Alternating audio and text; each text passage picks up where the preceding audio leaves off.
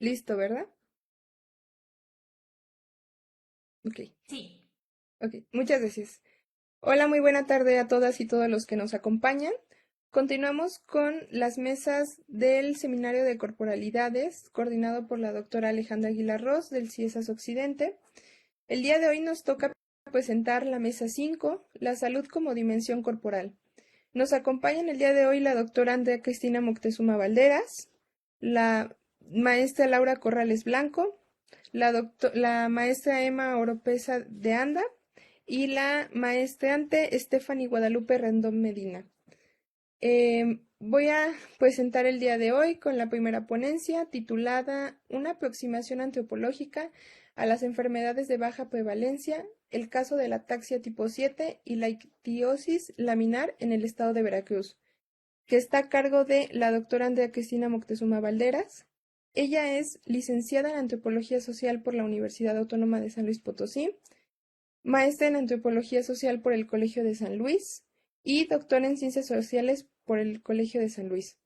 Ella forma parte del Sistema Nacional de Investigadores Nivel 1 y entre sus más recientes publicaciones se encuentra La mirada antropológica sobre una enfermedad de baja prevalecencia, el caso de la ataxia tipo 7 en el estado de Veracruz, el cual fue presentado en la revista Ichan-Tecolot número 34 en su edición de mayo de 2023, que es también una edición de esta casa CIESAS. Entonces, los dejo con ustedes con la presentación de la doctora Moctezuma. Muchas gracias.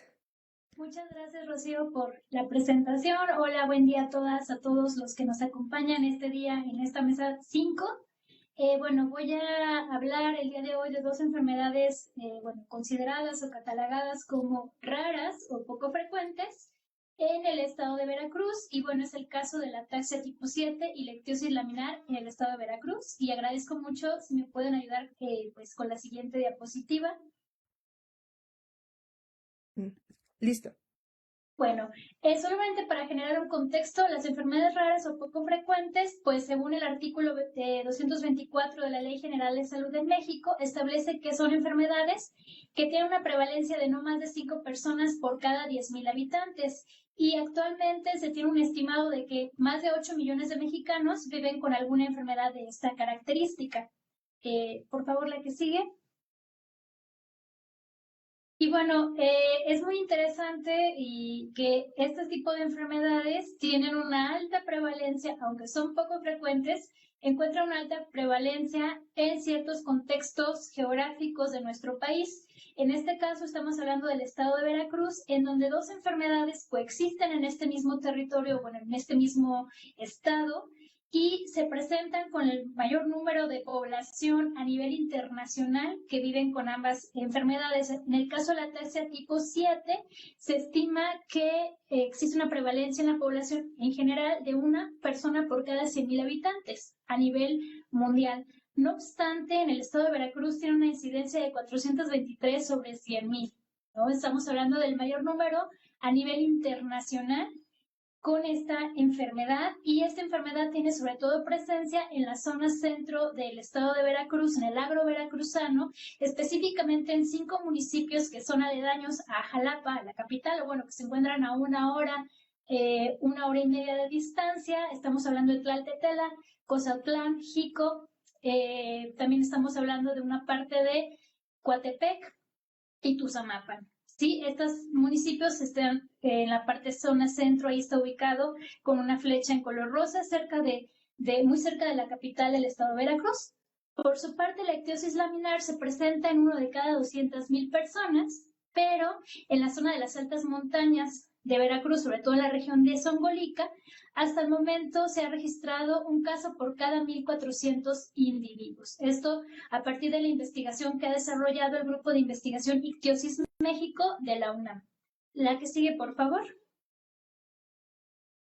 Y bueno, en el caso de la ictiosis laminar, que se presenta sobre todo en comunidades indígenas de la Sierra de Zongolica, en Soledad, Zampa y en Campanario, perteneciente al municipio de Nogales, pues la ictiosis es una enfermedad cutánea de origen genético estas dos enfermedades se me olvidaba señalar, tanto la ataxia tipo 7, perdón, y la ictiosis laminar, son enfermedades genéticas, hereditarias, y que desafortunadamente pues no tienen una cura, ¿no?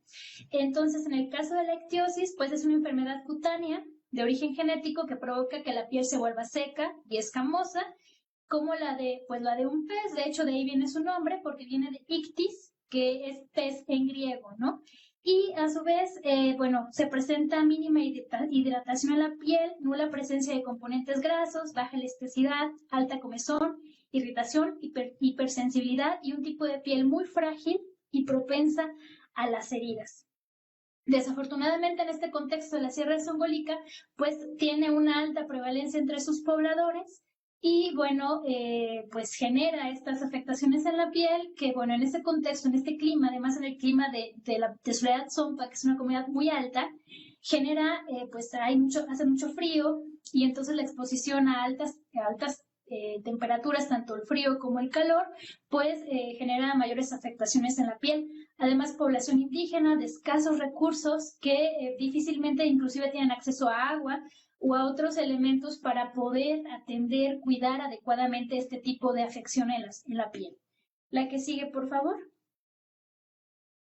A su vez, por ejemplo, en la comunidad de Campanario, que pertenece al municipio de Nogales, encontramos, bueno, tanto en esta comunidad de Campanario como en Soledad Zompa, la presencia de dos iglesias de denominaciones, pues, evangélicas, que es la iglesia del fin del últimos días, del Jesucristo de los últimos días, y la iglesia de la luz del mundo. Estas dos iglesias han cooptado a la mayoría de la población indígena, náhuatl, que vive con ictiosis, porque, bueno, en algunas entrevistas que pude realizar, señalan que en el caso de las mujeres, esta es una marca que Dios les envió para protegerla de los hombres y del mundo.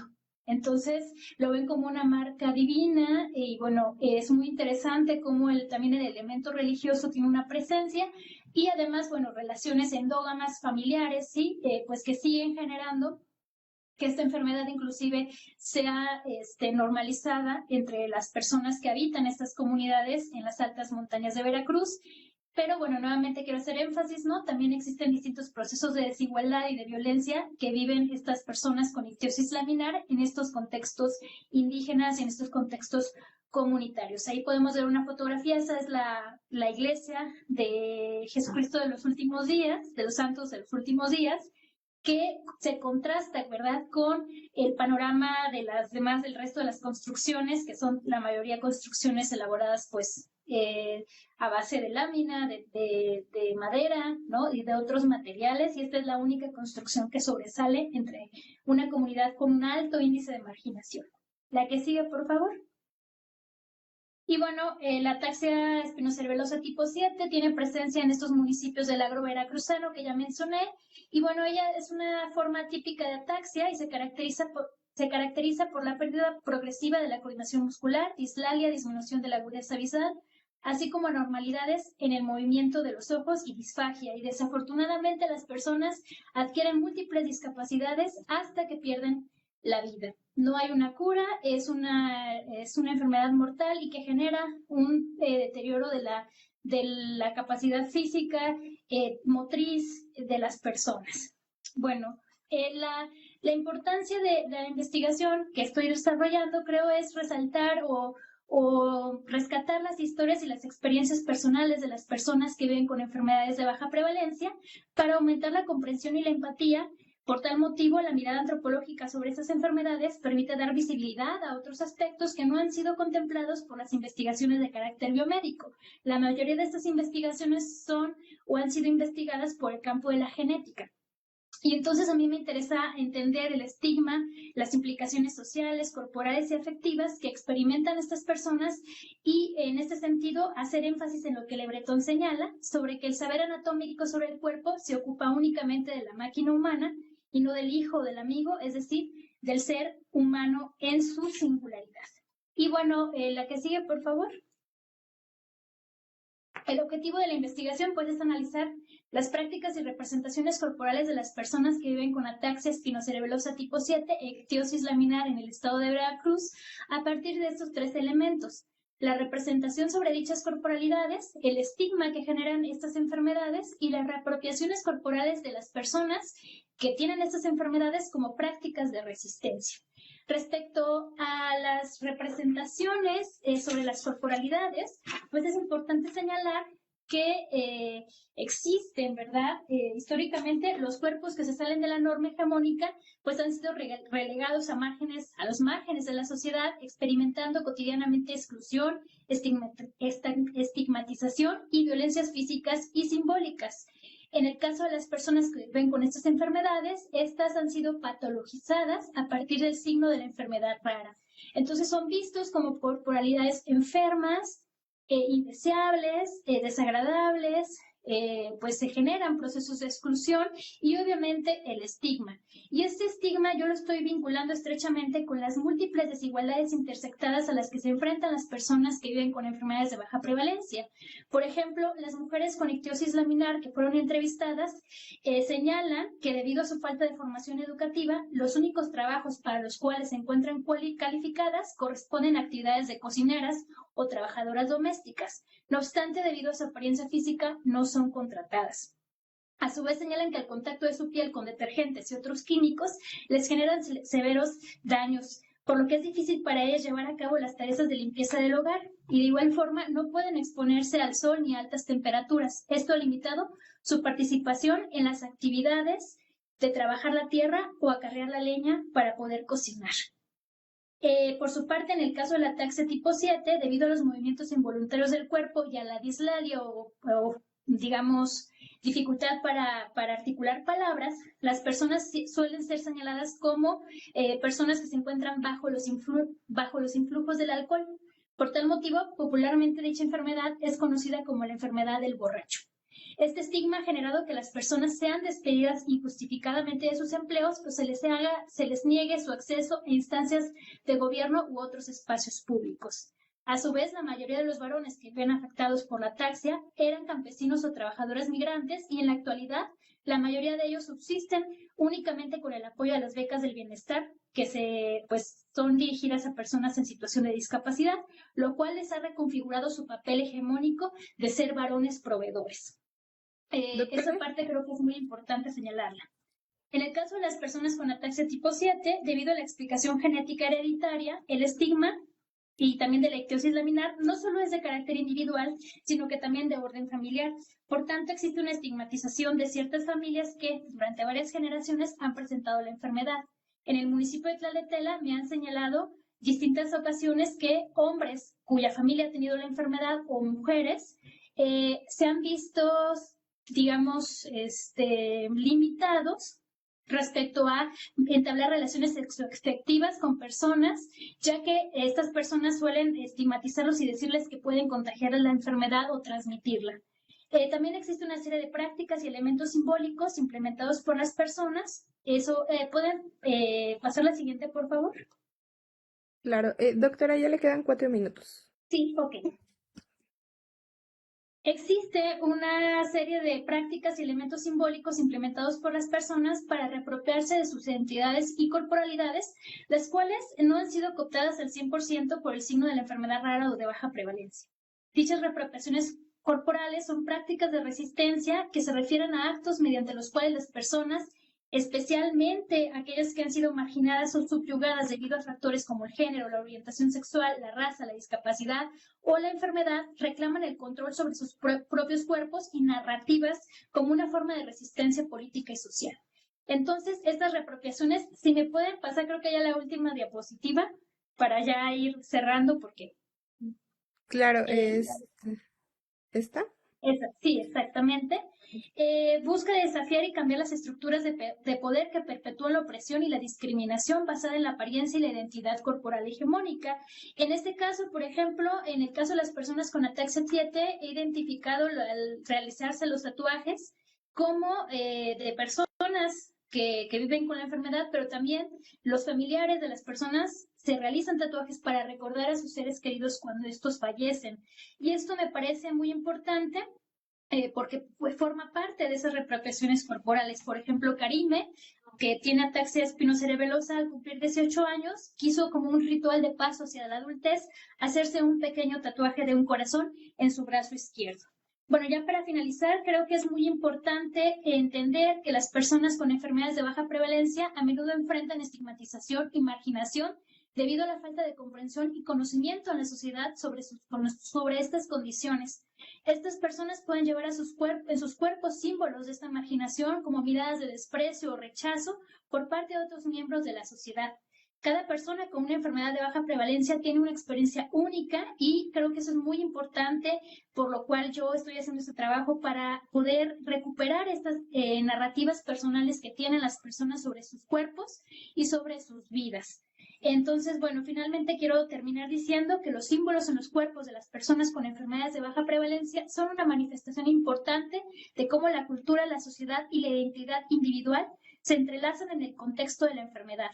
Estos símbolos pueden ser tanto una expresión de lucha y resistencia como un medio para conectarse con una comunidad que comparten experiencias similares. Además, pueden ser utilizados para abogar por un mayor conocimiento y comprensión de estas condiciones en el contexto sociocultural. Y pues muchísimas gracias por el tiempo y la atención. Muchísimas gracias a usted, doctora. Le agradecemos mucho la presentación. Y bueno, continuamos con la presentación de la maestra Laura Corrales Blanco. Maestra, ¿ya anda por aquí? Aquí estoy. Muchas gracias. Perfecto. Bueno, voy a presentar a la maestra Laura Corrales Blanco. Ella es antropóloga física y forense. Es adscrita al posgrado de Antropología Física de la Escuela Nacional de Antropología e Historia y sus líneas de investigación son corporalidad, enfermedad y violencia. Muchísimas gracias, doctora. Pues adelante, cuenta usted con 15 minutos. Y pues entre 5 y 4 minutos antes le aviso yo cuando ya se vaya a acabar la presentación.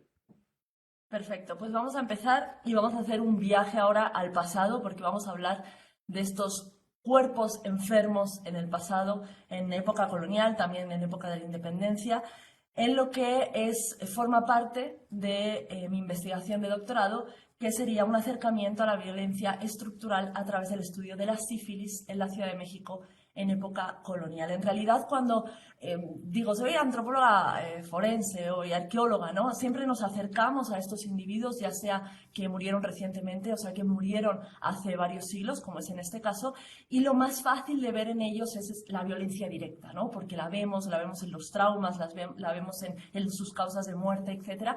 Pero hay otros tipos de violencia que matan silenciosamente, que son muy difíciles de ver y sobre todo cuando estamos hablando de personas que fallecieron ya hace siglos. Entonces, hay maneras de acercarnos a ellas, como puede ser a la violencia cultural o a la violencia estructural. Yo me voy a centrar en la estructural, la institucional, ese daño a la necesidad humana básica de supervivencia, de libertad, de bienestar, de identidad, que se refleja en relaciones desiguales de poder y en un acceso diferencial a los recursos. Entonces, mi eje vector para la investigación va a ser la enfermedad, porque la enfermedad, si nos deja algo claro, es precisamente cómo hay un acceso muy diferencial a poder conseguir medicinas, a poder conseguir tratamientos y cuidados, dependiendo de cuánto dinero tengan en el bolsillo, ¿no? Ahora y hace 3 siglos. ¿Qué pasa, además, con las personas que viven bajo estas condiciones de violencia estructural? Pues que sufren un mayor número de comorbilidades, están más expuestas a tener enfermedades y una muerte prematura precisamente porque la competencia inmunológica se ve muy reducida por las condiciones de vida que tienen y la dificultad que tienen para poder hacer frente a ellas.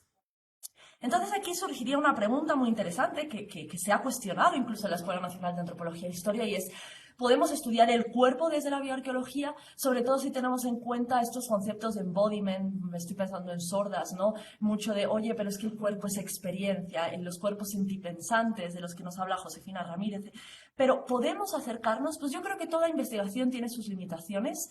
En realidad no estoy haciendo un acercamiento desde el embodiment, pero sí me estoy fijando, por ejemplo, en este esquema de los 3 cuerpos de Shepherd, Hughes and Lord, que me parece muy interesante que ellas hablan del cuerpo individual, del cuerpo social, del cuerpo político. Quizá hay limitaciones en acercarnos al cuerpo individual en el sentido de que no puedo sentar a los individuos, ahí a las individuas y hacerles preguntas sobre cómo viven la experiencia de su enfermedad y sus condiciones de violencia estructural, pero desde luego la bioarqueología no se sustenta sola. Tenemos detrás a la arqueología, tenemos detrás a la historia y somos cuerpos históricos. Por lo tanto, yo creo que pese a la limitación de no tener ese vis a vis, digamos, es necesario hablar también de cuerpo en bioarqueología porque la enfermedad afectó a los cuerpos, no afectó a los esqueletos. Y sobre todo una enfermedad como la sífilis, que tiene una clínica dermatológica muy fuerte, que vamos a ver ahora, considero que pese a las limitaciones hay que hacer ese acercamiento.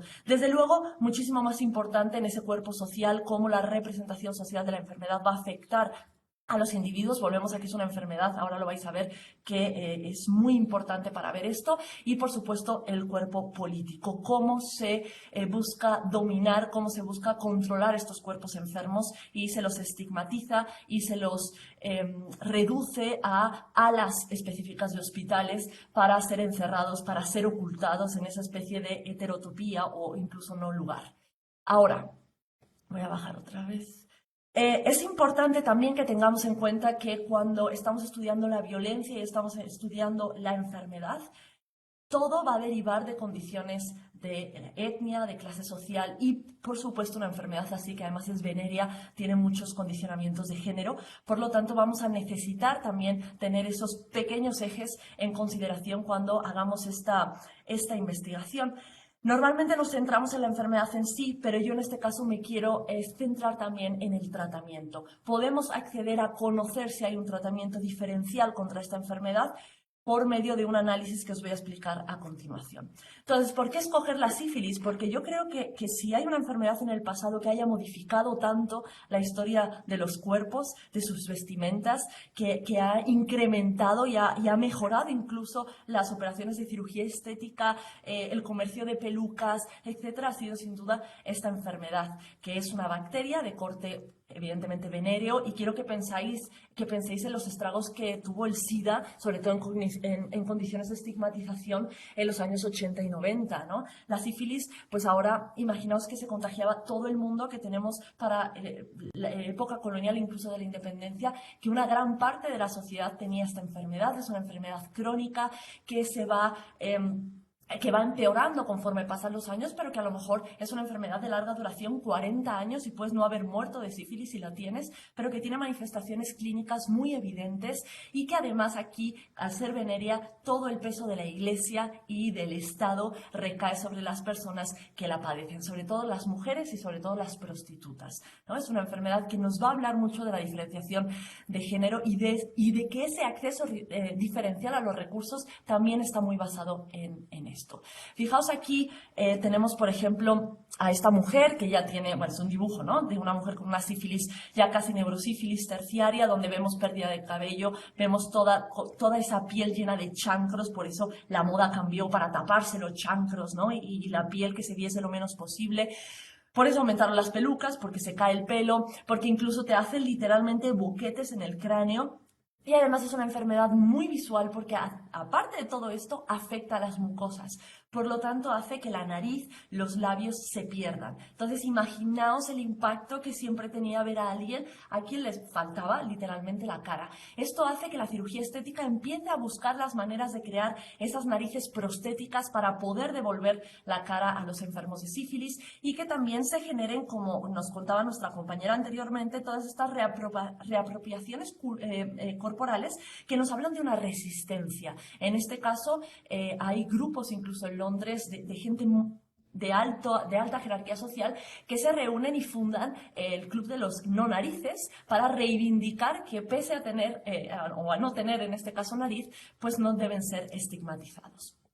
Es de género porque fijaos, esto ya es el siglo XX y fijaos la publicidad que está muy enfocada a que la mujer es la que está contagiando de sífilis, es la que contagia de gonorrea, que parece que puede que esté limpia, pero que en realidad no lo está. Y esto es algo que tenemos que tener muy en cuenta, porque solemos pensar, ay, en la colonia había como mucha represión contra la sífilis, por supuesto, pero también tras la independencia. De hecho, en el siglo XIX, siguiendo las corrientes que vienen de Inglaterra y de Francia, se establece la policía de la higiene en esa querer reorganizar las ciudades, no saber qué hacer con los sifilíticos y mucho menos con el gran consumo de prostitución que sigue habiendo en el siglo XIX. Por lo tanto, lo que se decide, y aquí fijaos el impacto que tiene a nivel de género, es que las mujeres, sobre todo las prostitutas, tengan que ir a hospitales 3 veces al día para que se les den ungüento de mercurio, que es el tratamiento que se les da, y no solo eso, sino para que las estén revisando constantemente,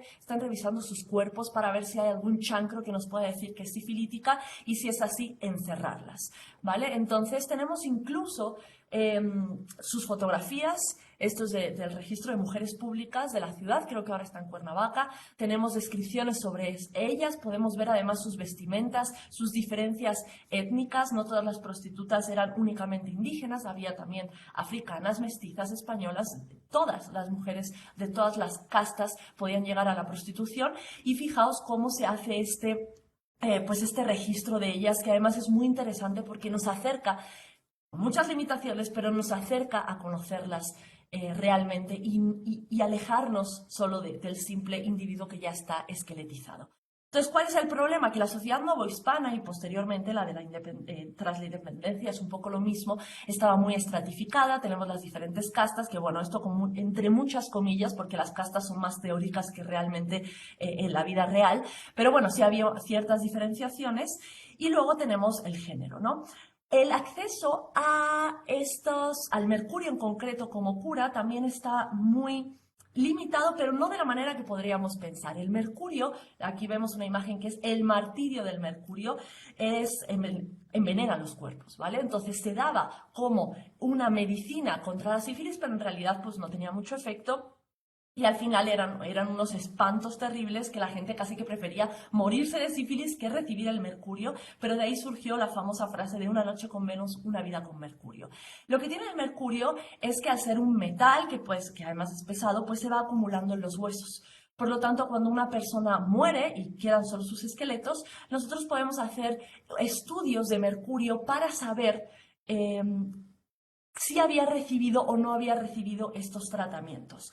Digo que puede ser que este acercamiento al mercurio no sea, ya sé que me quedan 5 minutos, ya me doy prisa, que no sea como lo pensamos, porque en realidad en época novohispana se han encontrado documentos históricos que afirman que los médicos llegaban a las casas de las familias adineradas, que habían sido a veces todas contagiadas, hasta los bebés, con sífilis venérea, o sífilis en general, porque bueno, hay varios tipos, y el médico decidía no contárselo a las personas para evitar ese estigma. Por lo tanto, se ve como incluso escribe, sí la tienen, pero yo no se lo he contado, ¿no? Entonces, muchas de estas familias muy pudientes, que además se trataban en casa, no se trataban en los hospitales, pues no recibían estas curas. Sin embargo, personas que a lo mejor tenían menos recursos y sí iban a estos hospitales, al hospital de Bubas, por ejemplo, el hospital de San Juan de Dios, que es el actual Franz Mayer, era el hospital de Bubas, de sifilíticos de la ciudad, y ahí había incluso un pabellón para prostitutas que luego morían en el hospital y eran enterradas, y que actualmente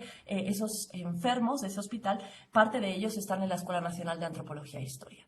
Por lo tanto, podemos ver, analizando el tratamiento contra la sífilis, el impacto de la violencia estructural. Para ello, fijaos, lo primero que hay que hacer es, evidentemente, saber y tener muy claro cómo funciona la estructura de la Ciudad de México, tanto en época novohispana como tras la independencia, y, por supuesto, bajo los lineamientos de cómo era la antigua México Tenochtitlan, ¿no? Luego hay que ver la enfermedad desde el discurso médico, moral y el imaginario social. Imaginaos esta enfermedad tan clínicamente visible, el impacto que tenía, además, al pecado. Es muy importante para empezar a detectar qué clase o qué sector de la sociedad y qué instituciones ejercían esa violencia institucional y estructural contra quién.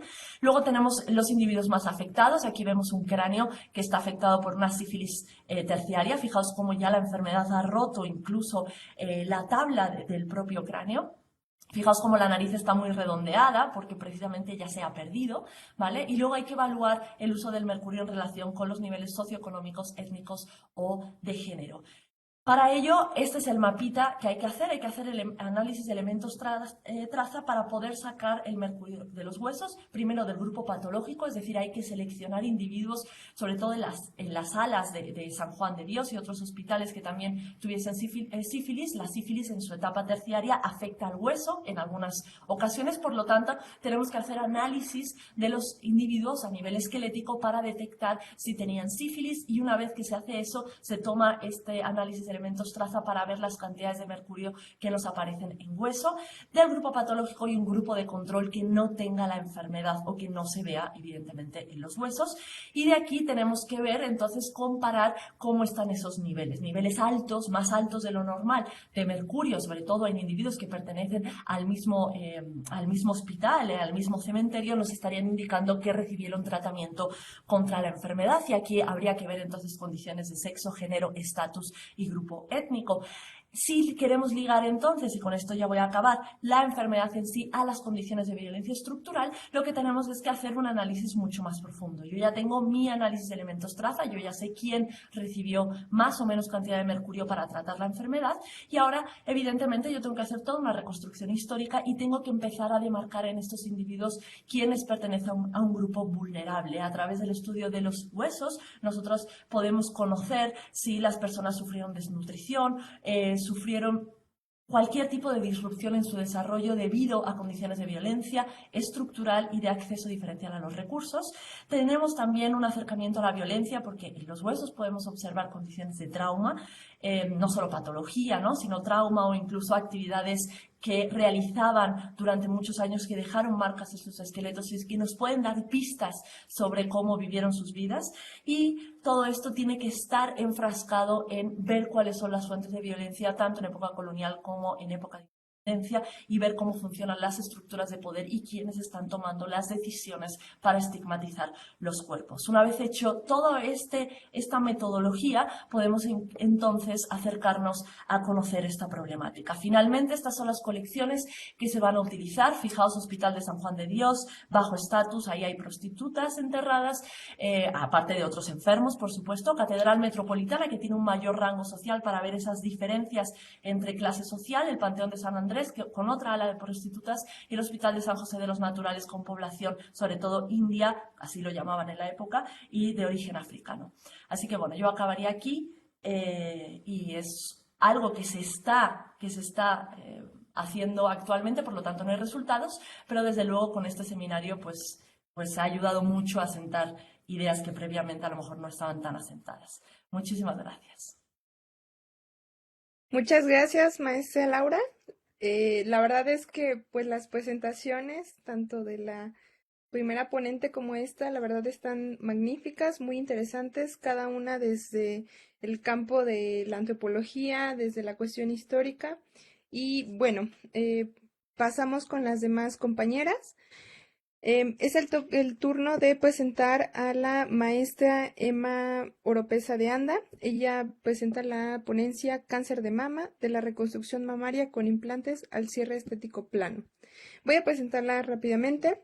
Ella es licenciada en Psicología por la Universidad de Guadalajara y maestra en Gestión y Desarrollo Social por la misma casa de estudios. Realizó una estancia de investigación en la Universidad de Brasilia bajo la línea de Escuela, Aprendizaje, Acción, Pedagogía y Subjetividad de la Educación, y actualmente es secretaria técnica del Observatorio de Desigualdades de la Universidad de Guadalajara. Muchísimas gracias, maestra. La dejamos. Igual 5 minutos antes le aviso para que esté al pendiente. Muchas gracias. Gracias. Estoy intentando proyectar. ¿Ya se ve? Sí, ya. Gracias.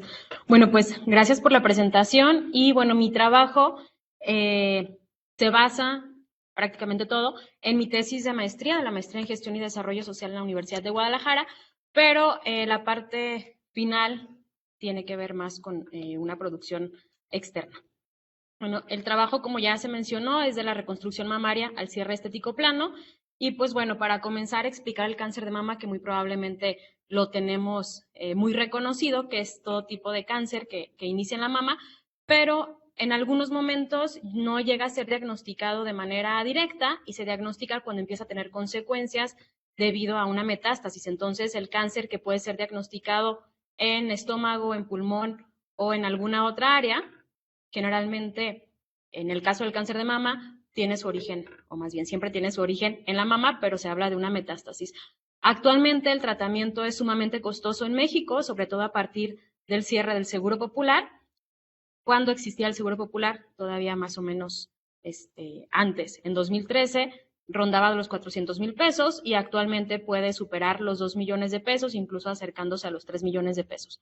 ¿Por qué es importante esta cifra? Porque, bueno, mucho del trabajo que realicé tiene que ver justamente con el no poder pagar un tratamiento y, pues bueno, en cuanto a las cifras de incidencia y mortalidad, no me voy a detener en cada uno de los países, pero México está entre los 5 países en los que la mortalidad y la incidencia es más alta. Sin embargo, si vemos en esta gráfica, Estados Unidos y Canadá son quienes más presencia de cáncer de mama tienen por cada 100,000 mujeres. Sin embargo, esto se debe a que hay un mayor número de diagnósticos. En México puede haber mujeres que llegan a morir sin conocer su diagnóstico. Entonces, realmente no es que en México no haya tantos casos de cáncer de mama, sino es que no llegan a ser diagnosticados. Muchas veces se diagnostican hasta la autopsia o incluso pues no llegan a ser diagnosticados de manera formal. Si nos vamos ya a nivel nacional, vemos que ha habido un incremento grande entre las cifras de incidencia y mortalidad, que nuevamente se debe a que a partir de 2006 pues ha habido una presencia mayor tanto de políticas públicas como de mujeres interesadas en el tema que logran hacer que se visibilice esta situación. Sin embargo, bueno, no es como que haya una ocurrencia de manera exponencial por alguna situación en particular, sino es que el diagnóstico ha sido más oportuno. En Jalisco, particularmente, donde hay un mejor tratamiento, podríamos decir, es en el Hospital de Cancerología, y pues bueno, también la presencia de casos se ha incrementado, porque además, bueno, Jalisco es el núcleo de atención médica de Occidente, y no todos los casos son de mujeres que radican en Jalisco, sino que, bueno, son mujeres de todo el Occidente, ¿no? Para el proyecto en el que yo estoy trabajando, trabajé, fue necesario o fue importante que se unieran 4 factores específicos, que uno fue la presencia de una investigación estadounidense, pero que se llevaba a cabo en 5 países, que era perfil molecular de mujeres latinoamericanas con cáncer de mama en estadios 2 y 3 bajo tratamiento estándar. Me faltó decir, por la prisa y el nervio, que el cáncer de mama tiene 4 estadios o 4 etapas. Generalmente la etapa 0 y 1 son muy nobles porque no llegan a ser tan agresivos. La 2 y 3, si bien ya está una etapa avanzada, no hay metástasis, y bueno, la 4 hay una metástasis y es un tratamiento mucho más difícil y con mucho menos probabilidades de sobrevida, ¿no? Sin embargo, no significa que no las haya, ¿no? También, bueno, este proyecto, mi seguimiento comenzó en el momento en el que todavía existía el Seguro Popular, y eso favorecía a que las mujeres con las que trabajé pues tuvieran mejores condiciones de vida, porque bueno, el Seguro Popular garantizaba el tratamiento para cáncer de mama dentro de su núcleo de gastos catastróficos. A la vez, la conformación de diferentes grupos de voluntariado, que ahora existen todavía algunos más y con intereses distintos, pero en ese momento los intereses de estos grupos de voluntariado habían transitado o se habían modificado porque cuando surgieron estos grupos de voluntariado, lo que les interesaba era poder costear tratamientos. Y en el momento en el que el Seguro Popular comienza a costear los tratamientos, estas mujeres tienen la posibilidad de enfocarse en otros temas que también son de interés y que son importantes para ellas, ¿no? Por ejemplo, el acompañamiento emocional, la reconstrucción mamaria, que es una necesidad nuclear para mi trabajo, y bueno, el acompañamiento también a otras mujeres en temas familiares y sexuales incluso, ¿no? Y pues bueno, las mujeres con las que yo trabajé han logrado tener un impacto en políticas públicas incluso, que es bien importante, ¿no? Bueno, la justificación de mi trabajo tiene que ver principalmente con los altos índices de ocurrencia y mortalidad, pero también con las necesidades a las que se enfrentan estas mujeres durante el curso de su tratamiento y cómo ellas, pues bueno, comienzan a realizar labores voluntarias a partir de su diagnóstico y a reconocer o evidenciar otras necesidades que el sistema de salud no cubría y que actualmente pues mucho menos las está cubriendo, ¿no? Las interrogantes centrales que guiaron mi trabajo es pues qué las lleva a realizar o a comenzar acciones voluntarias relacionadas con su diagnóstico después de haber sido diagnosticadas y bueno, cómo esto configura su subjetividad. El objetivo principal pues tiene que ver con explicar el proceso de configuración de la subjetividad de estas mujeres voluntarias que iniciaron sus labores a partir de haber sido diagnosticadas.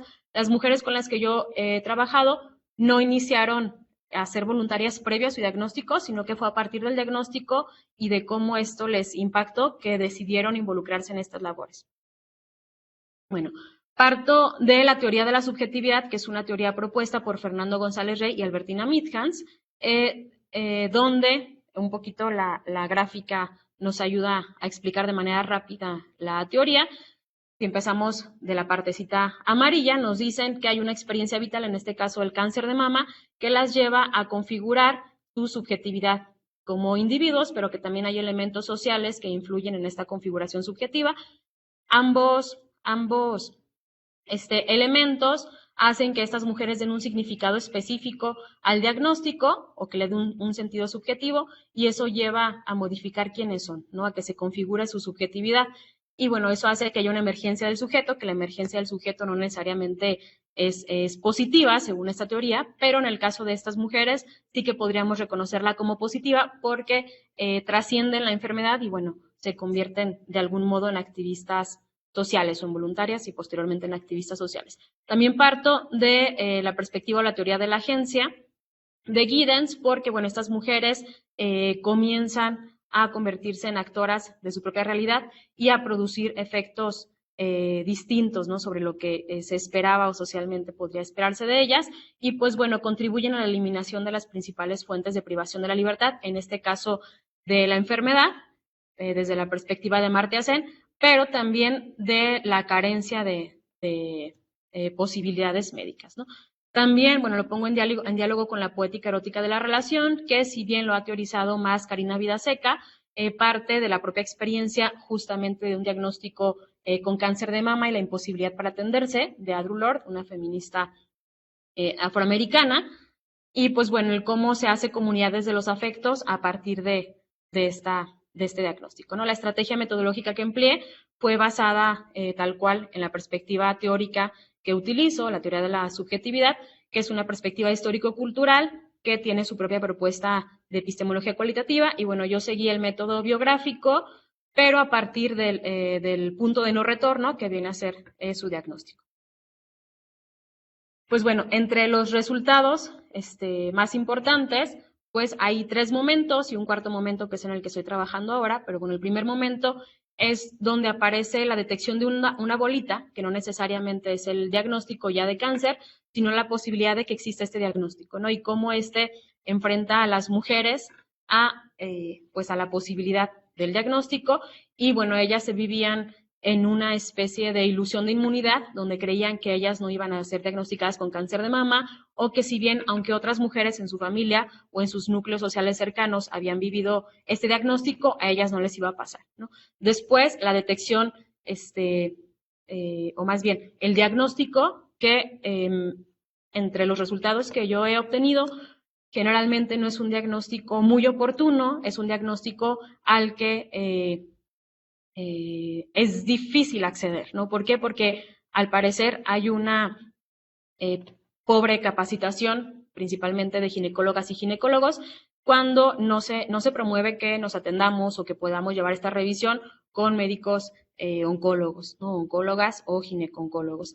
En este momento, lo que me encuentro es que las mujeres llegan a un proceso de reflexión donde se enfrentan a su diagnóstico, pero también a la posibilidad de la muerte y una de las posibilidades también de perder el seno es la pérdida de la feminidad, ¿no? Y les enfrenta de una forma personal y, bueno, muy, muy contrastante con lo que veremos que en un futuro pasa, ¿no? Creo que se me está acabando el tiempo, pero bueno, un segundo momento es el proceso del tratamiento y la recuperación de la salud, donde ellas, bueno, se dan cuenta que el cáncer de mama no necesariamente es mortal, pero también que es muy difícil acceder a un tratamiento, si bien decíamos que con el Seguro Popular esto ha sido o fue contrarrestado en algún momento y ahora otra vez tenemos esta necesidad que es muy urgente de saciar, pero el cómo enfrentar ese tratamiento les lleva a darse cuenta que no para todas las mujeres es igual de fácil como fue para ellas en algún sentido, o que no para todas ellas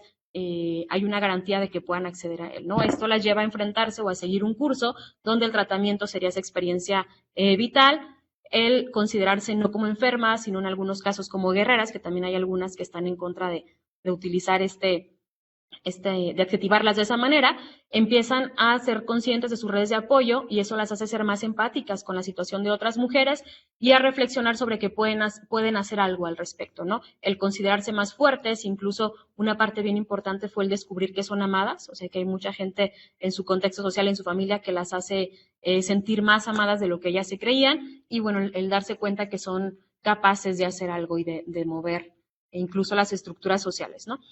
En este momento llegan, sí. Ya 5 minutos. Gracias. En este momento llegan a otro punto, que es cuando se convierten de pacientes a voluntarias y en el mismo trayecto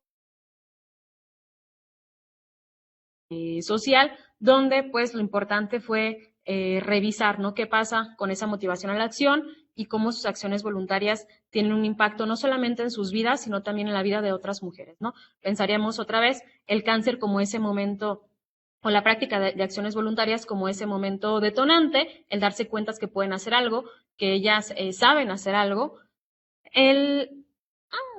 no le leo bien, el cómo pueden apoyar a otras mujeres y cómo pasan de ser pacientes a ser voluntarias y ese ser voluntarias incluso las lleva a ser activistas al comenzar a tener incidencia en la vida de otras mujeres, pero también en algunos casos en la reformulación de políticas públicas. Otro punto, que es justamente el que ahora estoy explorando, es cómo en los grupos de voluntariado con los que yo comencé a trabajar es muy distinto este proceso a los grupos de voluntariado actuales, porque además de que hay presencia del cáncer de mama en mujeres a una edad más temprana, empieza a haber una configuración distinta tanto de su cuerpo como de sus afectos, ¿no? El dejar de lado un poquito la presión para la reconstrucción mamaria que anteriormente existía y ahora comenzar a pensar desde una perspectiva más feminista, donde se considera la reconstrucción mamaria como una violencia estética, porque bueno, el proceso suele ser no muy amable, suele ser revictimizante de alguna manera y también vuelve a poner en riesgo sus vidas, además de que no todas las mujeres son candidatas para este procedimiento, ¿no? Las mujeres jóvenes que actualmente han fundado grupos de voluntariado o participan en ellos tienden a verlo más desde una perspectiva patriarcal, la exigencia de que se reconstruyan y bueno, hay una médico que se llama Esther Pineda que habla de este cierre estético plano, que es simplemente un cierre que no hay una reconstrucción, pero que sí es un cierre estético donde la cicatriz es no tan evidente y que generalmente suelen llevar tatuajes sobre ella, ¿no? Uno de los casos importantes que recomiendo seguir en Instagram es Jódete Cáncer, que justamente habla o trabaja respecto a ello, ¿no? Bueno, estas mujeres a partir del diagnóstico piensan en una nueva forma de corporalidades que no tiene nada que ver con la pérdida de la feminidad como anteriormente lo pensaban otras mujeres o lo vivían otras mujeres, sino más bien hablan de una sanación emocional y pasan también de pacientes a voluntarias, pero ese voluntariado tiende a tener una lógica feminista y a entender el cuerpo como un archivo tanto personal de su propia experiencia como un archivo histórico de lo que se está viviendo en este momento, ¿no? Y bueno, estoy trabajando actualmente en esta parte, es la que me interesa desarrollar y pues bueno, lo mismo, como comentaba Laura, la participación en el grupo de trabajo ha tenido mucho impacto en esta parte y me ha dado una perspectiva distinta también. Entre las conclusiones que hasta ahora puedo recuperar es que una principal motivación para la acción es la necesidad de información verídica y oportuna que las haga poder acceder a diagnósticos pues más tempranos y bueno, que puedan llevarlas a ser comunidades de los afectos. Hay un registro constante de la preocupación de ellas mismas de mantenerse actualizadas y poder brindar una calidad en sus aportaciones, todas ellas, independientemente de este corte generacional, tienden a la capacitación constante. También algo que ha abonado a que ellas puedan tener esta experiencia es que tienen una estabilidad importante en sus relaciones de pareja, que ahí, como propuesta, si a alguien le interesa investigar al respecto, generalmente no está como tan trabajado, pero generalmente muchas de estas mujeres llegan a romper como su relación de pareja, ¿no? En el caso de ellas, pues bueno, su pareja ha estado presente, además que han tenido un acompañamiento solidario en sus redes de apoyo, y pues bueno, esto evidencia también la posición de ellas como sujetos, no solamente en sus contextos, sino también como su capacidad de agencia para detonar la participación social, ¿no? Y pues bueno, esta última parte en la que estoy trabajando, cómo actualmente se prioriza no la reconstrucción mamaria, sino más bien la sanación del cuerpo y reconocerlo como un archivo personal histórico y además contenedor de opresiones, de resistencias y reexistencias. Y bueno, sería todo por mi parte, no sin antes mencionar, ¿no?, que el cierre del Seguro Popular sí que ha sido una situación muy complicada para estas mujeres porque, bueno, les está dejando sin tratamiento. Y sería todo por mi parte. Muchísimas gracias, maestra Emma. Muy, muy, muy interesante. Bueno, pues vamos por la última ponencia, que está a cargo de la maestrante Stephanie Guadalupe Rendón Medina. No sé, ya aquí está. Hola, Stephanie. Buena tarde. Bueno, la voy a presentar. Ella es licenciada en Historia por la Universidad Autónoma de Campeche y actualmente es estudiante de la maestría en Antropología Social del Centro de Investigaciones y Estudios Superiores en Antropología Social, CIESAS, sede Pacífico Sur. Y bueno, ella nos va a presentar el día de hoy la ponencia Consecuencias laborales a la salud física de las mujeres obreras que laboran en la industria camaronera de Lerma, Campeche. Adelante, Stephanie. Igual, 5 minutos antes te aviso para que estés al pendiente. Gracias. Gracias.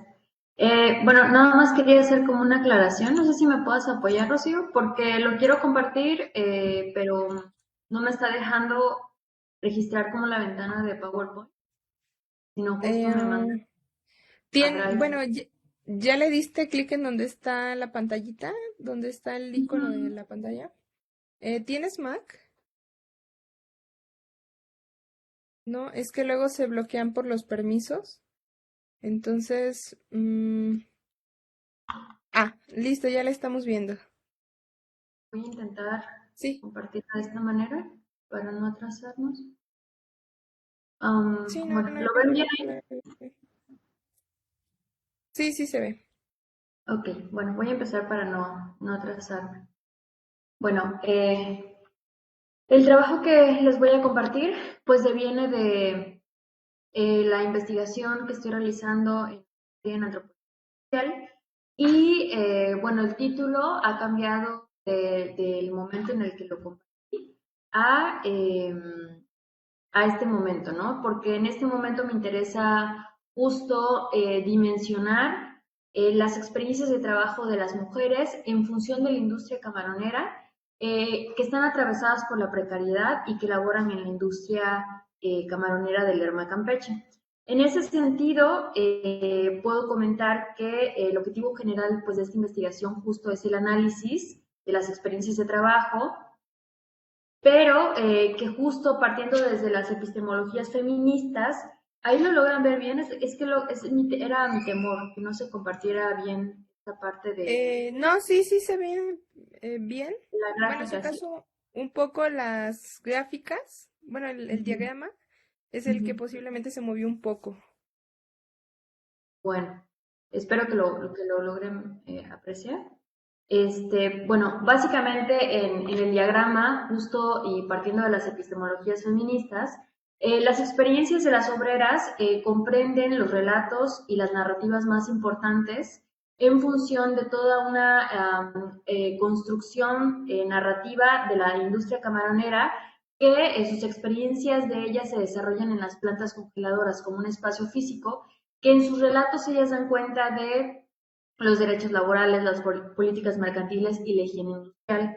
En ese sentido, las afectaciones que ellas han tenido a sus corporalidades o que ellas expresan como secuelas de este trabajo, también hablan de la precariedad que les ha atravesado alrededor de sus experiencias, ¿no? Y en ese sentido, bueno, prácticamente lo que realicé en trabajo de campo fue concentrarme en las experiencias de 3 obreras activas de las únicas 3 plantas congeladoras que se encuentran laborando, que emplean a obreras, que es Ocean Snack, Crustáceos Congelados y Conservas Campeche.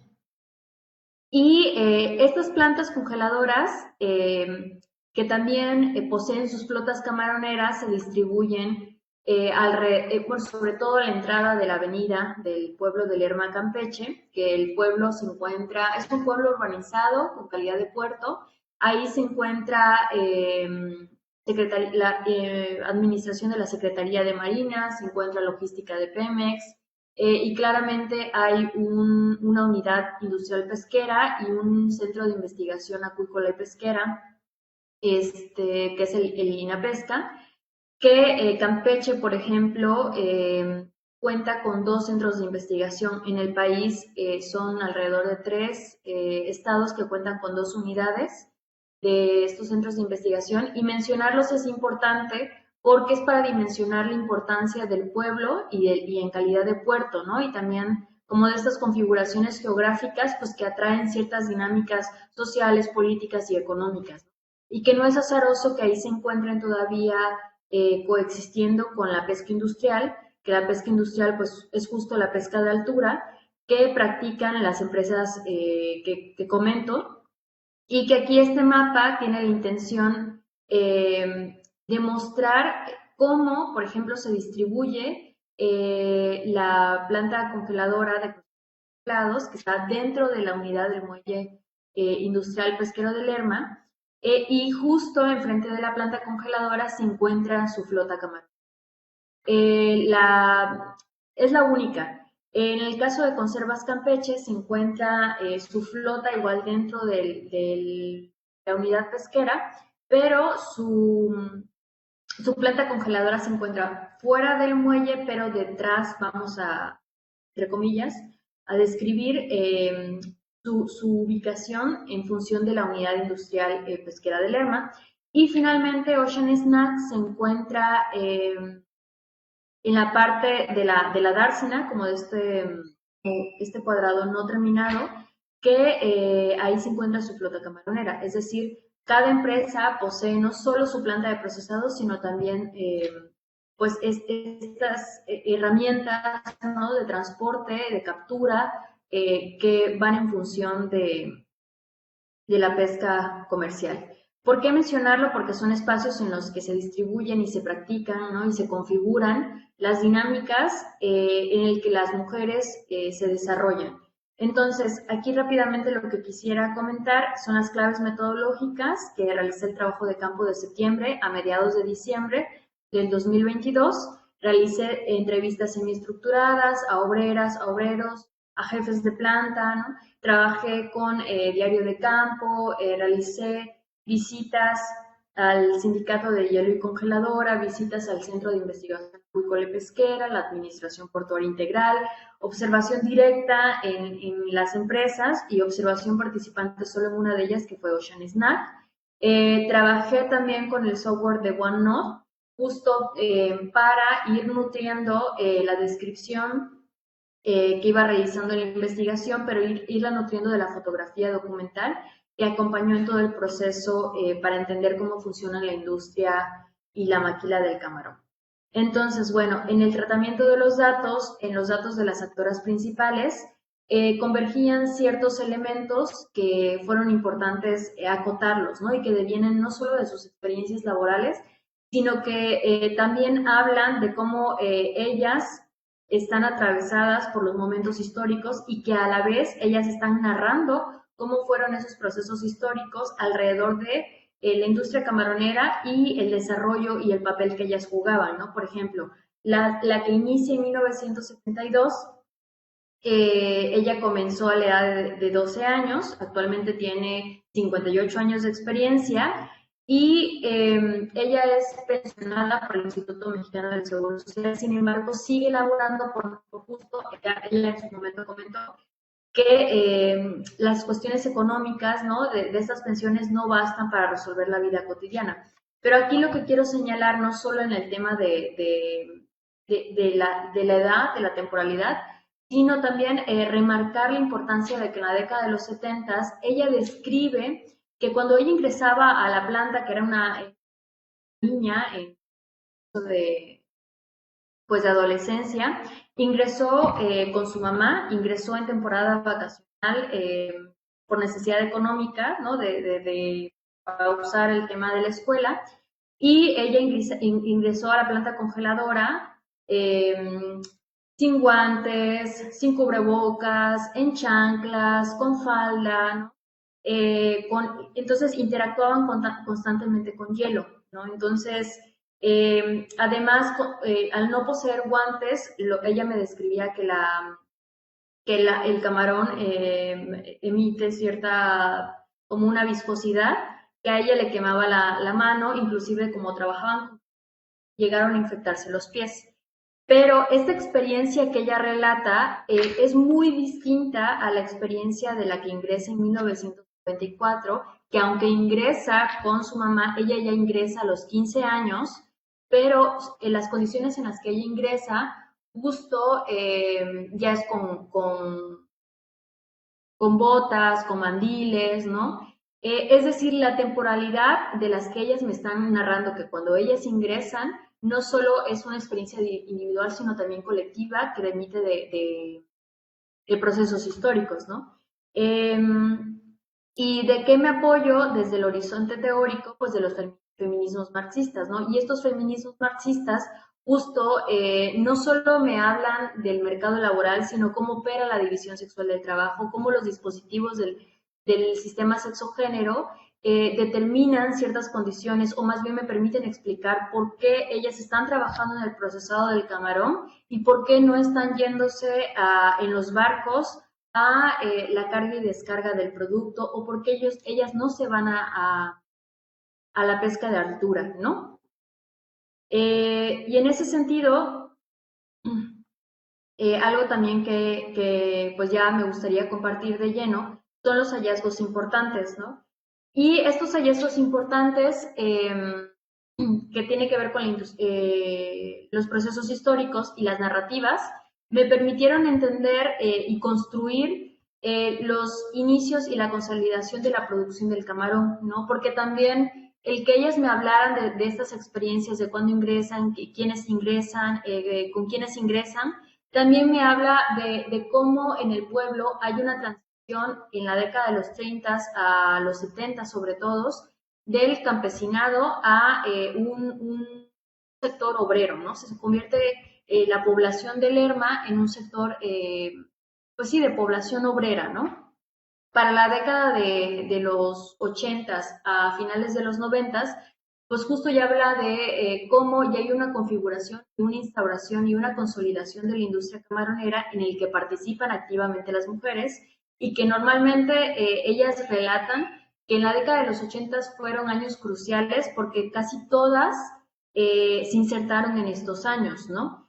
Y es interesante cómo los impactos del neoliberalismo para finales de los 90 y hasta el 2022 se ven reflejados no solo en las condiciones de contrataciones laborales, sino también en las dinámicas de pesca, ¿no? Sino también en las dinámicas de cómo a ellas se les van exigiendo mayor protocolos de higienización. Es decir, todo está conectado. Maestra Stephanie, ya le quedan 5 minutos. Gracias. Entonces, lo que quisiera explicar en esta parte es hacernos justo la pregunta de por qué las mujeres trabajan en las plantas, ¿no? Algo que ya había comentado, que ya había establecido a través de los artistas, pero es importante tener en cuenta que ellas en temporadas activas, sobre todo en septiembre, octubre, noviembre y diciembre, normalmente sus trabajos son temporales, ¿no? No tienen vacaciones periódicas, sus salarios son inciertos, no hay claridad en sus contratos individuales, no hay posibilidad de contratos colectivos, no hay posibilidad de que ellas generen antigüedad, no son afiliadas al sindicato, el seguro social es mientras estén activas, ¿sí? Y en la semana laboral están contratadas de manera palabrada o escrita, ellas no lo tienen como de manera certera, pero si una semana están contratadas, una semana tienen el seguro social. Es decir, solo 5 a 7 días laborales, ni un día más ni un día menos. Y claramente, pues, la precariedad refiere a derechos laborales no garantizados. Entonces, claramente la precariedad también remite a problemas, bueno, consecuencias en su salud física. Me voy a saltar esta parte porque ya no me va a dar tiempo de compartir, pero lo que quisiera resaltar justo de estos hallazgos de investigación es que el trabajo que ellas han desarrollado en las áreas de procesado lo realizan bajo temperaturas de 18 a 21 grados, ¿no? Porque son condiciones en las que el camarón necesita estar procesándose para que no desarrollen ciertas bacterias que les bajen la calidad.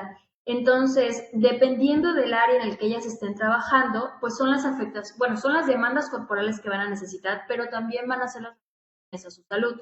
Las que tienen experiencias como peladoras, es decir, les llega el camarón a su mesa, les quitan la cáscara, con guantes o sin guantes lo practican. Normalmente ellas dicen que en las primeras semanas les sale un callo en el dedo que más utilicen, ¿no?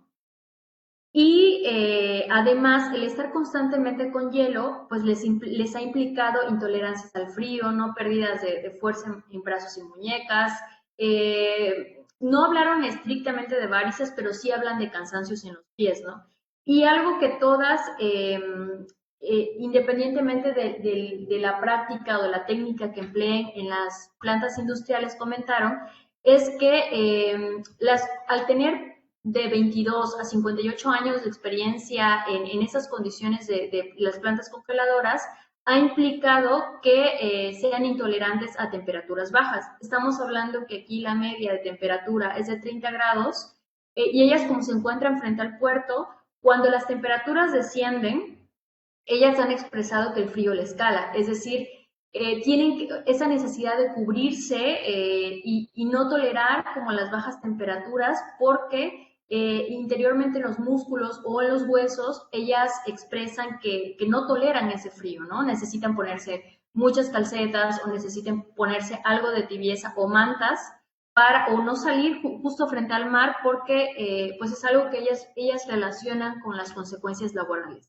Y pocas han manifestado dolor como en piernas, ¿no? Pero, por ejemplo, dolores en la espalda se han mantenido y solo 2 de ellas han tenido diagnósticos biomédicos asociados al trabajo y se les ha detectado artritis reumatoide, dolor generalizado en huesos y músculos, escoliosis y también artritis reumatoides, y solo otras dos de ellas han tenido caídas laborales y han detectado en problemas en rodillas, ¿no? Y esto obviamente ha ido a un diagnóstico biomédico y por lo tanto a un tratamiento. Y bueno, ya no me va a dar tiempo de compartirles, pero quisiera cerrar con que estos hallazgos que les he comentado de manera muy general, no solo se remiten también a un tema del cuerpo de padecimiento, enfermedad, ¿no? Sino que también, por ejemplo, el tema del olor y las características de ese trabajo detentan una cuestión de clase y detentan también cómo se expresan estos mandatos o mandatos del sistema sexo-género a través de las obreras, ¿no? Que, por ejemplo, ya para terminar, ellas, por ejemplo, comentaban de que al salir de una planta congeladora, pues trabajan de 4 a 8 horas o a veces más, en la que el olor del espacio es mariscoso, apesta, ¿no? Y ellas normalmente se tienen que aplicar más cremas corporales o tienen que llevar doble ropa para cambiarse, ¿no? Y al salir, normalmente, pues tienen que tomar transportes públicos a sus casas, pero en este transporte público normalmente han detectado que las discriminan, que las rechazan a través de las expresiones corporales de las otras personas, ¿no? Y ellas muchas veces para evitar estas cuestiones toman 2 caminos. Por un lado, se van caminando hasta sus casas, o esperan a que pasen transportes semivacíos o casi vacíos para evitar estos gestos de discriminación.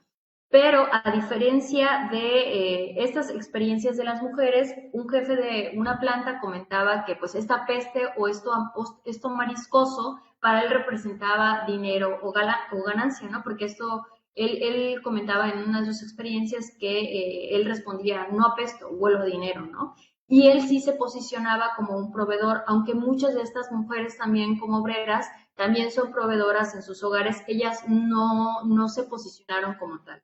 Entonces, bueno, quisiera agradecer la atención prestada y me dio mucho gusto compartir con mis compañeros. Gracias. Muchas gracias a ti, Stephanie. Bueno, pues quisiera yo cerrar un poco esta mesa. Como su nombre lo dice, la salud como dimensión corporal, pues hemos visto a lo largo de estas 4 ponencias cómo el cuerpo está relacionado a al menos 4 conceptos que yo noto en cada una de las conversaciones o lo que nos han presentado de su trabajo, que ha sido el género, el cuerpo, la percepción y la representación y apropiación de este mismo. Para empezar, pues las quiero felicitar a las 4 por sus excelentes trabajos, presentaciones. Se ve la dedicación, el empeño, el cariño que le ponemos a la investigación, porque la investigación más allá del plano académico también representa una parte de nosotros.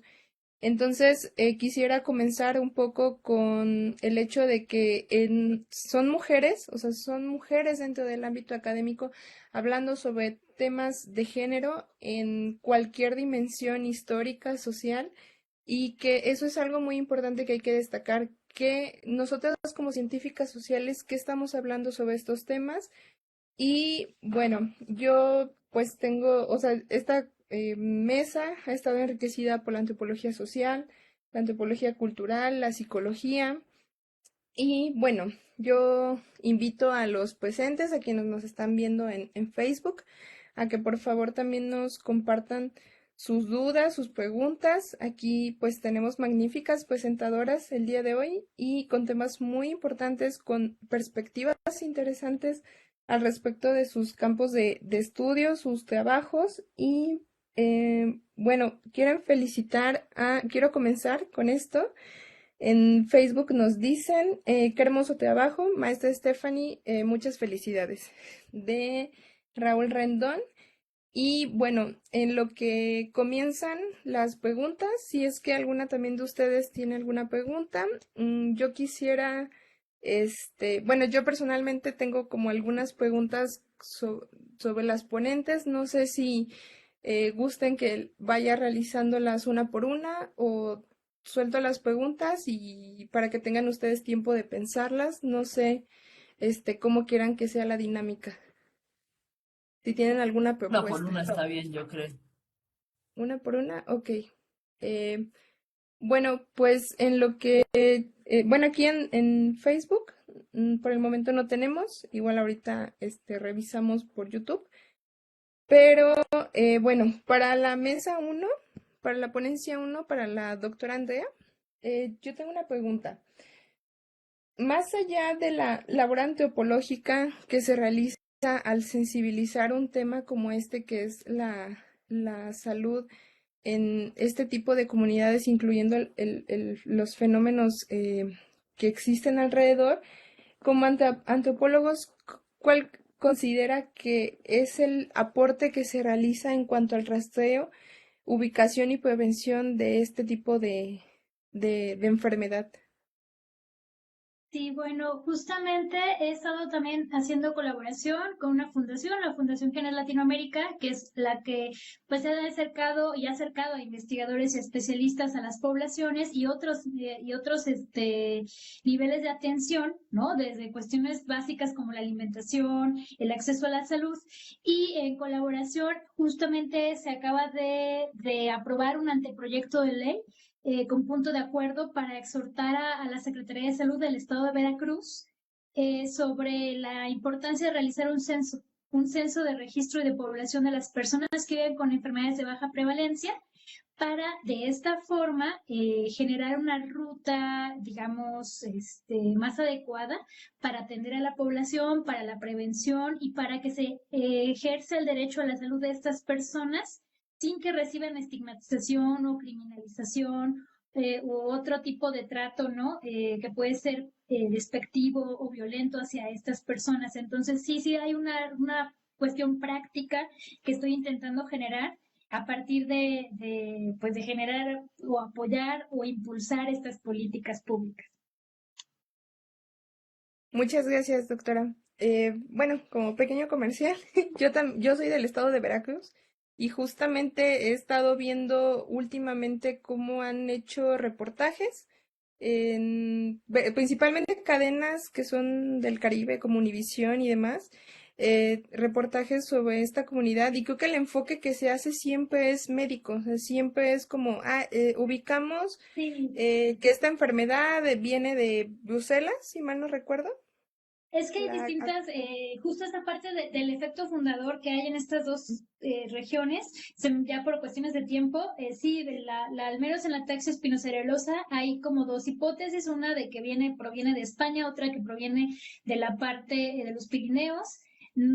Bueno, es complicado, pero sí, evidentemente es un gen externo, digamos, a las pobladores, viene de Europa, bueno, precisamente, pero sí es la parte, como lo menciona, siempre muy biomédica, ¿no? O la perspectiva, pues, genética o la perspectiva de los neurólogos, porque es una enfermedad neurodegenerativa que afecta el cerebelo.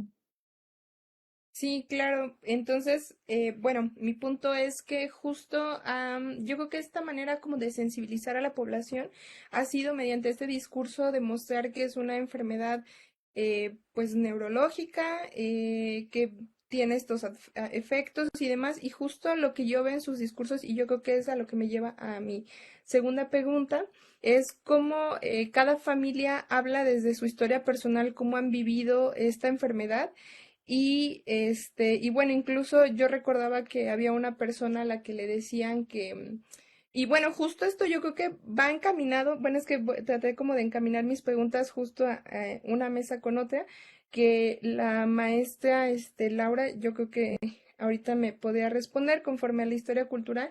Había una historia que decían que había una mujer que le decían la bruja, porque esta persona veía en los ojos de las personas cuando se iban a morir, entonces decían, ay, es que es una bruja, ¿no? Pero en realidad esta persona desde mucho tiempo había visto a su familia en la vista de las personas.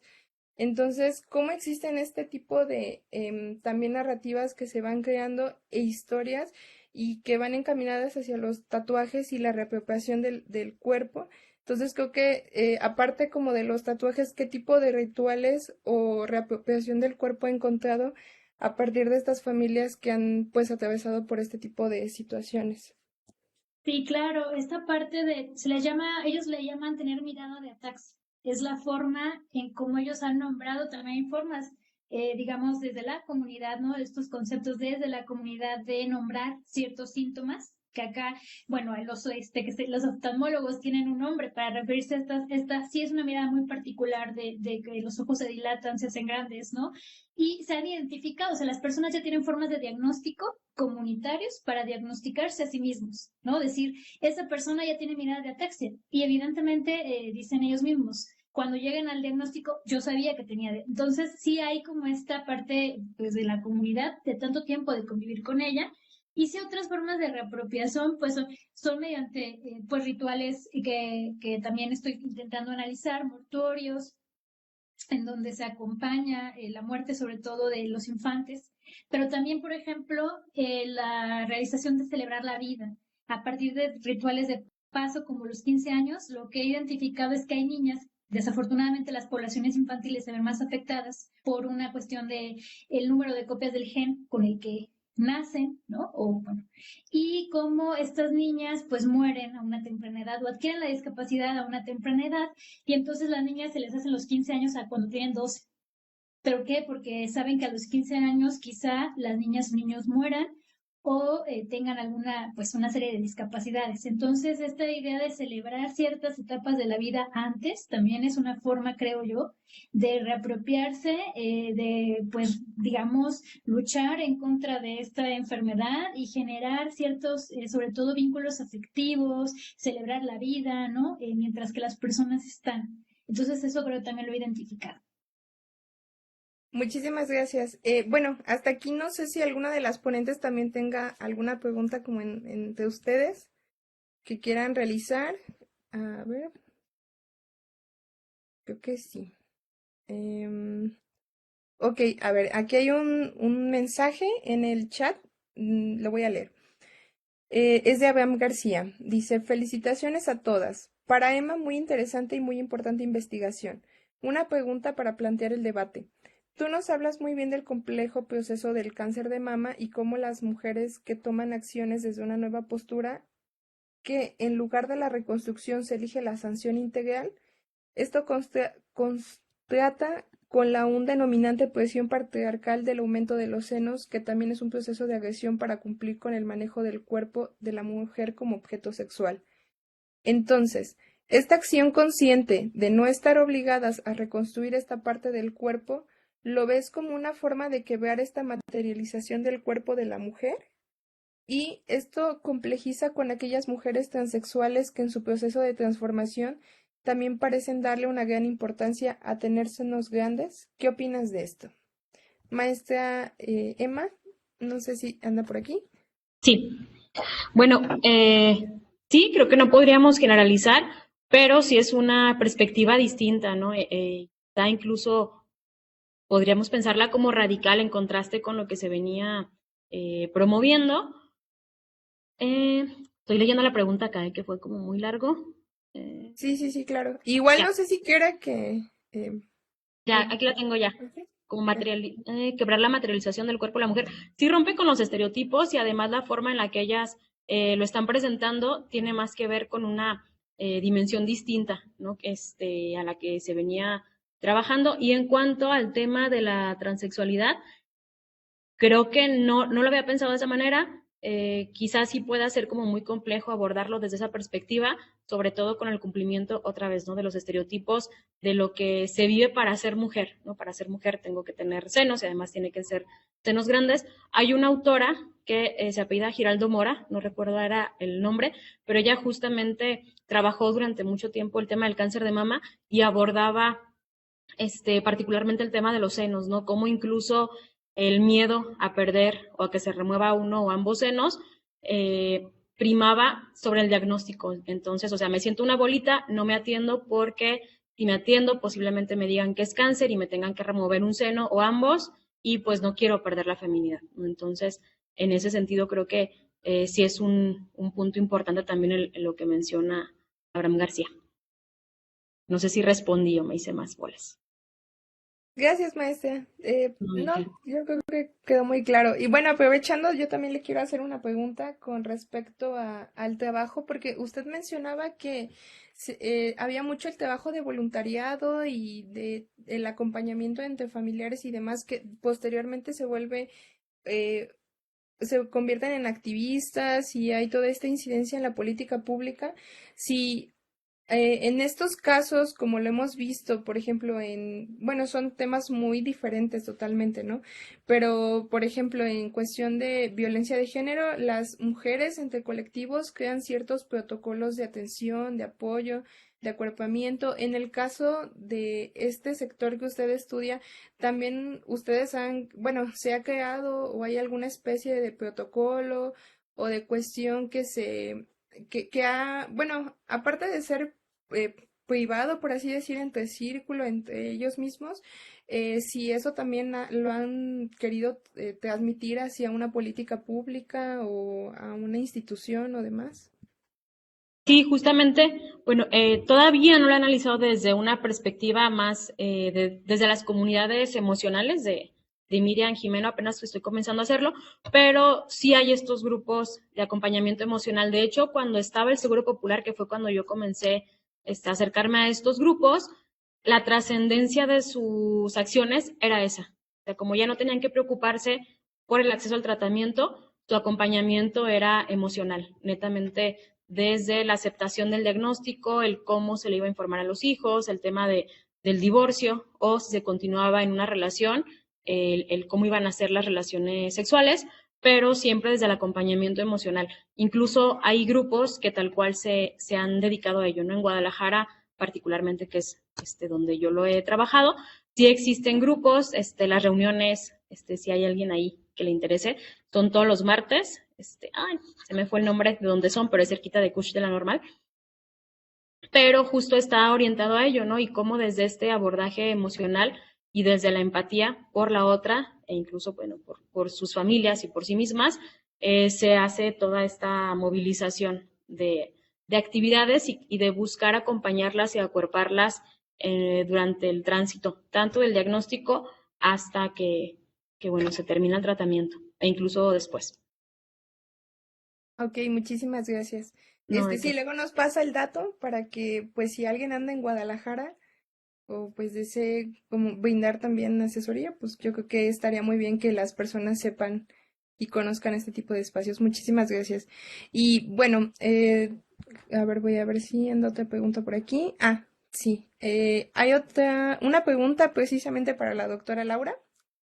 Dice, muy interesante, es común que hablemos de ciertas enfermedades de la época colonial, pero las ETS no se escucha tanto. En cuestión en la educación básica, ¿crees que a eso se deba el tabú que incluso entre historiadores e historiadoras hay sobre esos temas? Qué interesante. Pues fíjate que no sé hasta qué punto puede ser un tabú actualmente. O sea, yo creo que, fíjate, por ejemplo, en el tema de la sífilis, de primeras ha habido mucha discusión sobre su origen, ¿no? Porque hay teorías que dicen que tiene un origen americano, hay teorías que dicen que tiene un origen europeo y que nos queda clarísimo que en el contacto, es en ese contacto transoceánico cuando empezamos a ver la sífilis venérea que explota, ¿no? Venga de donde venga, porque eran dos aspectos diferentes de la enfermedad que se juntan y entonces se convierten en más viral, etc. Yo creo que una de de lo que ocurre primero, sí, yo creo que hasta cierto punto en la historia siempre ha habido mucho tabú, ¿no? Y de ahí también por qué se culpa a las mujeres, a las prostitutas sobre todo de ellas, y no a los hombres que consumen prostitución y que luego contagian a toda su familia de la enfermedad, porque eso también lo estamos viendo en cómo se persigue a la persona que tiene la enfermedad, ¿no? A la prostituta se la encierra, se le hacen pruebas constantes, el rico está en su casa y no le cuentan que tiene la enfermedad. Entonces yo creo que primero es el tabú y el estigma de la religión, y con el paso de los años yo creo que es que tendemos incluso a veces como a olvidar que las enfermedades realmente existen desde hace mucho tiempo, ¿no? Y que incluso para generar políticas públicas contemporáneas que tengan un efecto duradero y que además sean potentes, la sífilis es una enfermedad que está en repunte ahora mismo en el mundo, pues hay que mirar al pasado, ¿no? Entonces no sé si es 100% un tabú o simplemente un desinterés que ha habido por el estudio de las enfermedades en ciertos ámbitos, ¿eh? Porque hay otros que se han estudiado mucho, desde la bioarqueología, epidemiología, etcétera. No sé si respondo un poco a tu pregunta. Es que es muy complicada para un minuto de respuesta.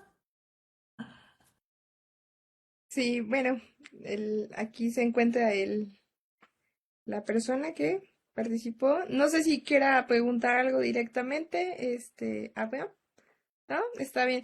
Sí, bueno, yo aprovechando quiero hacer también una pregunta a la doctora Laura, justo porque usted al Maestra, final nos maestra. hablaba, bueno, maestra, maestra, nos hablaba acerca de cómo esto afectaba a la política pública y me lleva a pensar si de esto se crean antecedentes para que posteriormente ya haya temas sobre la salubridad, porque ya en el porfiriato es cuando ya se empiezan a generar los manuales de salud pública, se empiezan a crear estas instituciones para la salud, de los hospitales, empieza la Castañeda. Entonces, si usted considera que de todo esto que se vivió en el periodo que usted estudia, la sífilis, si considera que dejó algunas bases para el futuro, como para el futuro reciente de esos años, en cuanto a manuales o creación de instituciones o demás.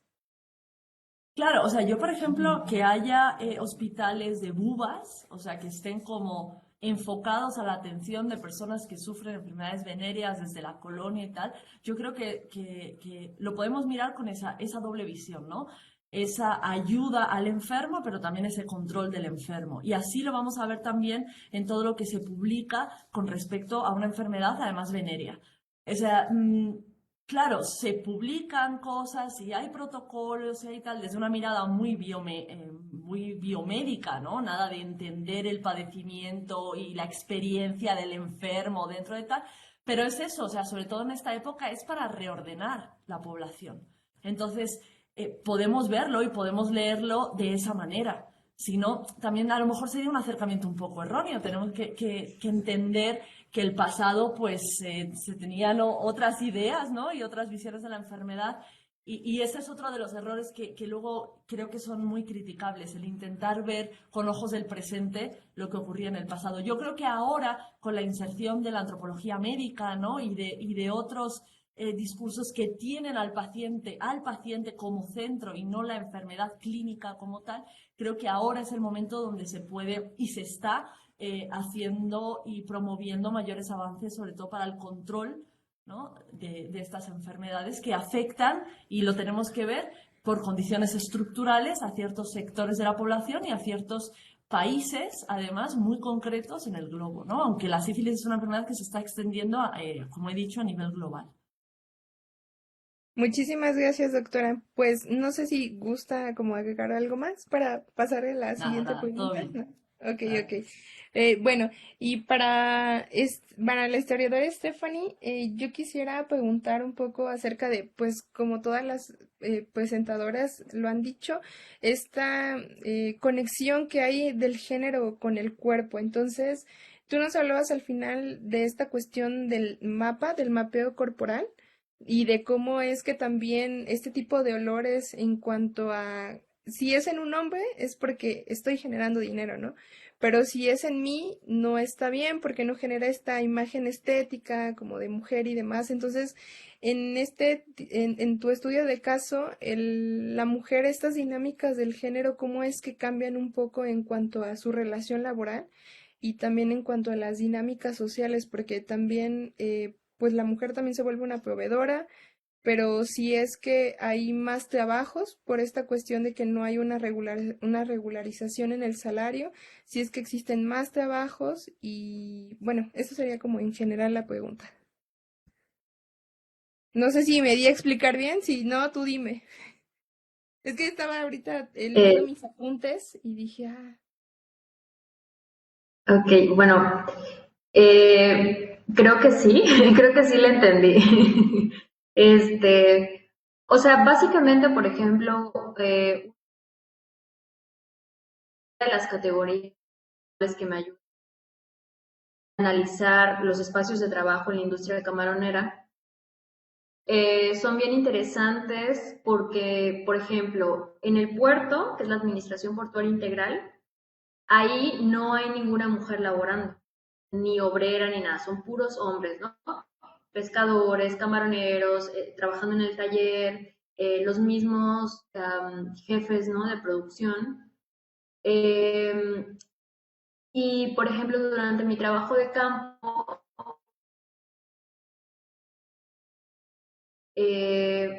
una de ellas como colaboradora, éramos las únicas administración portuaria, ¿no? En la parte de los barcos y demás.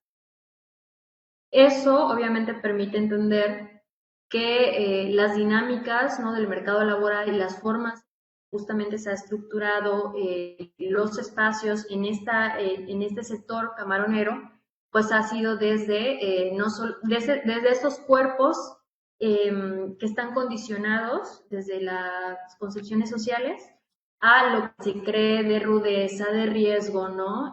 Porque sí es un trabajo muy riesgoso. En cambio, por ejemplo, las mujeres, cuando están en temporada, están las plantas congeladoras laborando, En una de las plantas, que es como la más industrial, me comentaba el empleador que ocupan el 90-95% del personal son mujeres, ¿no? ¿Y en qué consiste el trabajo de las mujeres? En el análisis y en la observación del trabajo que ellas hacen, es muy parecido a esta descripción de la naturaleza femenina, ¿no? Que es como estas concepciones de las mujeres están condicionadas como de manera orgánica, ¿no? Ya que casi lo traen en la sangre esta creencia, de que son las ideales para organizar, para ser disciplinadas, para dar de comer, ¿no? Es decir, sí se logra ver como una reducción de los sistemas sexogéneros, ¿no? Y en el mercado laboral, por lo menos en la división sexual del trabajo en estas áreas, ¿no? De industriales, también se logra ver. Eso por un lado, ¿no? No sé si respondí lo que le entendí Sí, adecuadamente. no, sí, es de hecho justo porque pues está muy bien delimitado que, por ejemplo, una mujer no podría estar trabajando en un barco, ¿no? Por toda esta percepción que hay del género, como de que ir a pescar o demás, ¿no? Se les asignan tareas que son más como a la organización, como a la limpieza del producto y demás.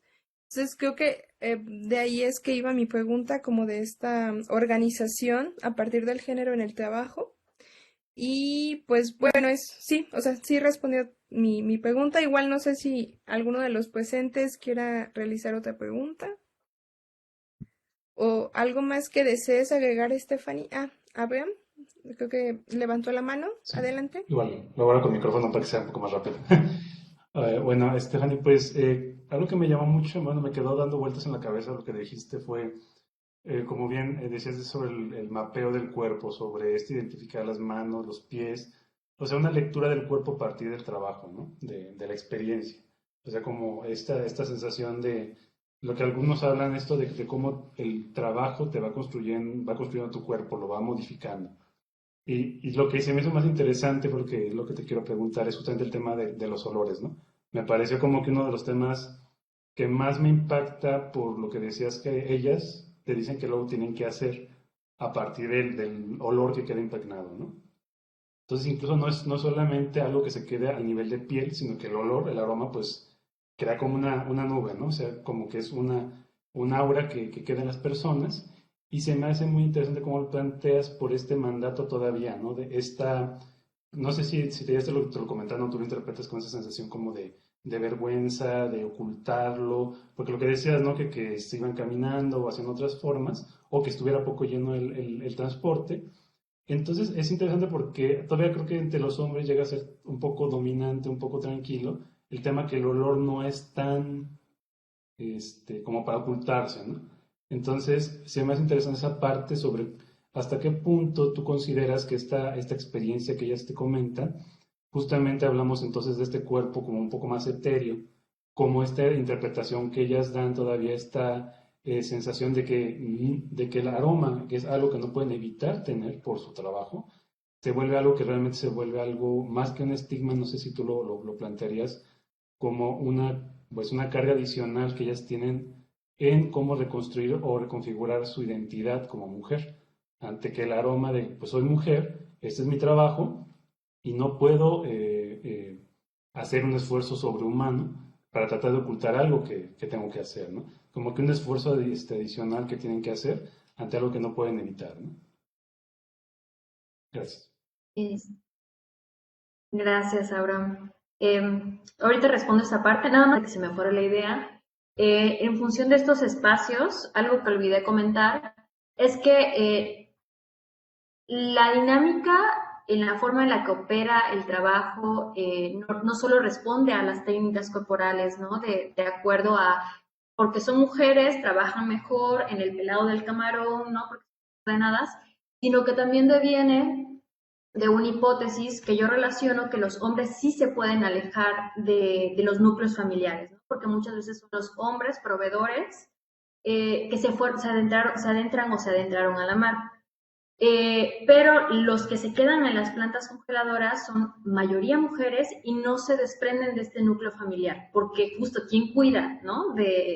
pues de la relación doméstica, quién reproduce el trabajo productivo, quién reproduce el trabajo de cuidados, ¿no?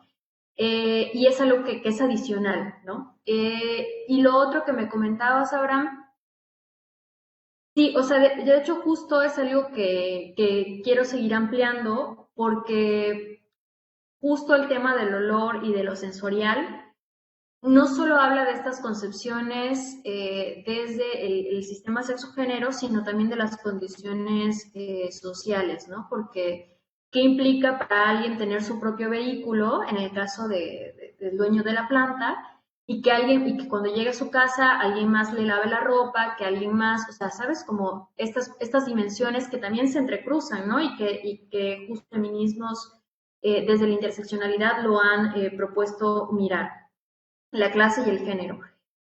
También algo que llamaba mucho la atención en funcionalidad es de que cuando llegan, porque sí me tocó ver durante una de las entrevistas, una de ellas llega a su casa e inmediatamente se queda fuera de la casa esperando que se desocupe el baño, porque inmediatamente la gente que convive con ella, que son su familia, inmediatamente ella sabe que tiene que ir al baño porque si no inmediatamente le empiezan a decir, ya vete al baño porque apestas, vete al baño porque apestas, ¿no?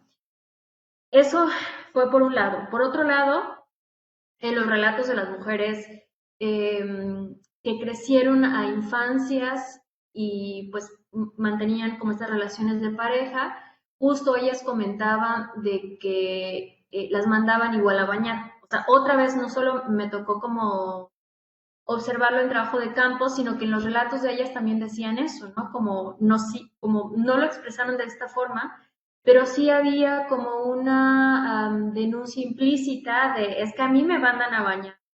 Y es, o sea, muchas veces las parejas también trabajan en el medio de la pesca, pero bueno, tampoco es algo que yo logré explorar de fondo, pero pocas veces se comentó, ¿no? Entonces, nuevamente, ¿cuáles son estas implicaciones para una mujer de cierta clase social o cierto poder adquisitivo? Y esta parte de la feminidad, ya para terminar la intervención, también quisiera que ver con que cuando a ellas les salen callos en las manos, ellas en 2 o 3 ocasiones mencionaron que ellas no tienen manos de mujer. Entonces, es toda una situación de qué implica para ciertas corporalidades trabajar en estos espacios en los que hay de repente una disociación de sí soy, pero no soy. Entonces, bueno, aquí quisiera cerrar esto y pues muchas gracias por sus preguntas. Gracias. Pues muchas gracias a todas y todos los presentes. Pues ya no tenemos más preguntas. No sé si alguna de ustedes quisiera agregar algo, quisiera compartirnos alguna información. Igual pues en Facebook y en YouTube se van a quedar estos videos por si alguien gusta regresar a alguna mesa, ver alguna ponencia, pues ahí van a estar disponibles. Nuevamente pues las felicito por su trabajo y pues es para mí un gusto haber compartido mesa con ustedes. Espero vernos muy pronto. Y pues bueno, muchas felicidades.